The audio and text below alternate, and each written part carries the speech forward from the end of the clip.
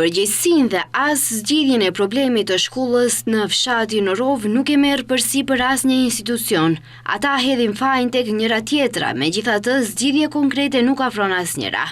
Drejtoresha e shkollës qendrore Nikola Karev në Krushevë, Olivera Çavkarovska, tregon se vitin e kaluar në atë shkollë ka qenë ministri paraprak i arsimit, por për shkak se fshati nuk është i urbanizuar, nuk mundej që përmes ministrisë të paraqitet objekt për ndërtim shkolle. Ai thotë se fillimisht duhet të urbanizohet fshati, pastaj të vazhdohet me procedurat e mëtejshme.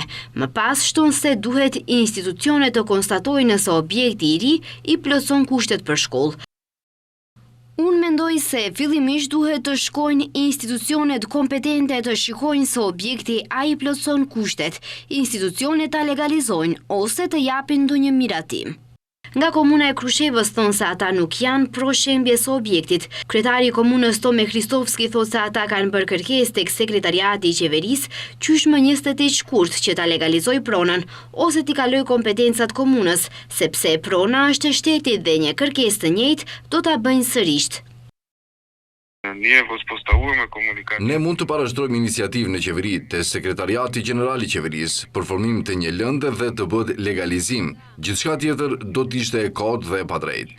Ne kemi bërë dhe më herët një kërkesë të tillë, por presim që kompetencat t'i kalojnë komunës. Kërkesën e kemi bërë më 28 shkurt. Megjithatë, tash për shkak të periudhës parazgjedhore, të gjithë duan të fitojnë pikë politike dhe kjo nuk duhet të lejohet të ndodhë. Ndërkaq Ministria e Arsimit thotë se problematikën e ka kuptuar nga mediat dhe se në ministri nuk është bërë asnjë kërkesë as nga prindët, as nga komuna dhe as nga shkolla. Megjithatë thonë se do të angazhohen në këtë drejtim. Ministria e Arsimit nuk mund të legalizojë objekt. Kjo është kompetencë e komunës dhe institucioneve tjera. Ne nuk mund të veprojmë në një situatë të këtillë, për shkak se nuk kemi qenë të informuar më herët as nga komuna, as nga prindërit dhe as nga drejtori i shkollës se ka ndonjë problem atje.